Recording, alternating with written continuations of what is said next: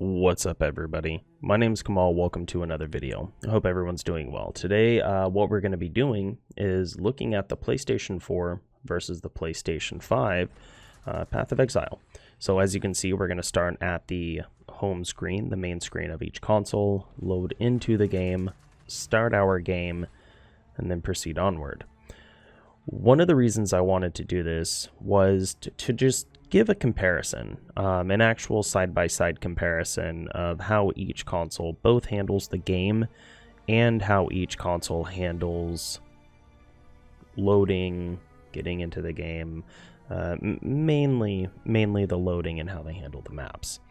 So with that all being said, if you do like this video, please consider liking the video, subscribing to the channel, all kinds of stuff like that. I'll be doing all sorts of random videos as time proceeds onward. So, as we can see already, there's a very substantial difference in load screens alone. As the PlayStation 5 is already in the map and running, the PlayStation 4 has yet to even get into the game. So now on the PlayStation 4, we have entered into Orieth Docks. We are on our way to our hideout so we can start our map here. Now on this, I did both of the maps, the same exact map, the same exact tier. The way that I did this is I connected my PS5 to the Elgato, I ran the map, and then I connected my PS4 to the Elgato, ran the map. It was within a couple minutes of each other in the same bedroom, so everything is the exact same. The recording software is the exact same. The setup for the recording, the exact same. So the only difference that you will be seeing is the consoles themselves. The PlayStation 4 on the top versus the PlayStation 5 on the bottom, or the side. I'm not sure if it's that side or the side, whichever side. But, I mean, you can kind of tell already that on the PlayStation 5 the game runs a bit smoother. It's quite a bit more clear. You can see that the frames are a lot more smooth. The game itself just runs better,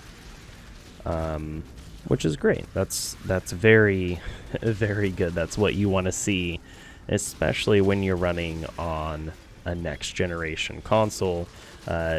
So we are showing that there is quite a bit of limitations. That's just quite strictly the PS4. Now, what you're seeing here is you are seeing how the PlayStation 5 handles this Harbinger fight. Now, these fights on the PS4 are quite a pain. I do not like them. Typically, the PlayStation 4 freezes up completely. And as you can tell on here, no issues whatsoever. It runs it completely fine. There's not even really a stutter in my step on my character as I'm spinning through these things, killing them, stopping to collect the loot, because, you know, counterattack, hashtag win-win. And then here, after I pick up the loot, after I'm done with this little run, it will go back and, you know, we'll be able to see the PS4. So here we're running them again. And now, I mean, you'll just see there's not too drastic of a difference in just plain mapping. Yes, the PS5 runs more stable when it comes to its frames, and the graphics don't get downgraded quite as much. Although, to be honest, I would rather the graphics downgrade like they do now versus the game just freeze up and not work very well like how it used to be. The game used to run horribly on console. It didn't have the automatic downgrading instead of your FPS drop, so you would just freeze and lose frames, and it wasn't very fun. And now here, I mean, I don't really have too much more to say other than just you can see that there's quite a big difference on on the consoles when it does come to the big packs, the very impactful fights. The little kind of hectic fights, like the rituals, typically aren't very bad. It's mostly when it comes to, I mean, the Harbingers. That's really the biggest hang up. But that's all saved as soon as you get to the PS5. And I guess that's another thing that I kind of wanted to touch on, another topic I wanted to touch on, is that there is hope. I know that I've made a lot of complaints about this game on console previous, and you'll notice on PS5, it runs how I would imagine it should run. It runs like a game in which I could totally see people wanting to play it on hardcore mode, being more apt to play it on hardcore mode. So that's really good. I think that the PS5 stability will open the doors massively for the more hardcore community, which is really good. I mean, it's always cool to have a hardcore community in games, and so I think that'll be really cool. So here, coming up in just a moment, I think I'm pretty much done on the PS5 one. So it took right around 6 minutes. Now what I'm doing is just looking at the loots, and now we will see the PS4, how it handles this Harbinger. A nice little varnished coat there, carcass jack. As you can see, it's better than I expected it to handle it, to be honest. I could have ran 2 or 3 more maps and waited for it to just completely shut down and freeze, which it does sometimes.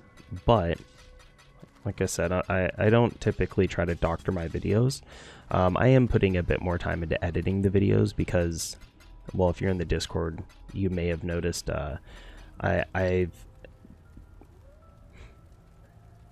my hands are starting to really mess up. My fingers are starting to deform a bit, and it's due to the amount of games that I play. So I'm not going to be playing as many games.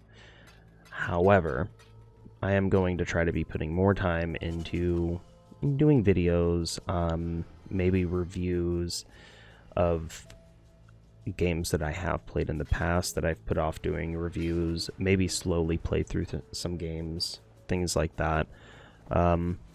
But yeah, that's going to be about it for the videos. So I want to know from you guys, if you have a PS4, like how your luck has been with dealing with the atrocity that is the graphical issues. And if you're on PS5, I mean, that's awesome. Let me know how you got yours. I ended up getting my hands on a couple of them. I got one directly from Sony. I got another one through my Walmart connections. And then I recently got a Xbox Series S.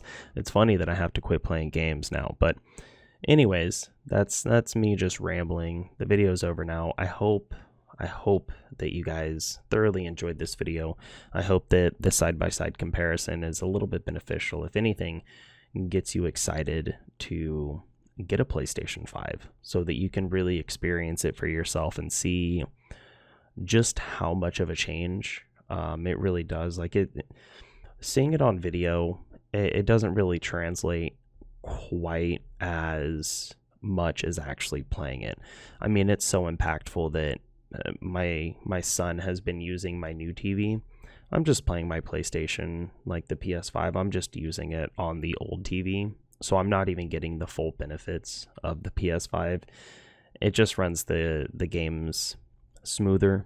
It looks better, and I don't have to deal with the massive lag and FPS drops and things like that. So, like I said previously, if you guys enjoy the video, like the video, subscribe to the channel. Oh, excuse me, pardon me. All that kind of stuff. I hope that you guys have a fantastic day, and as per usual, I'm out.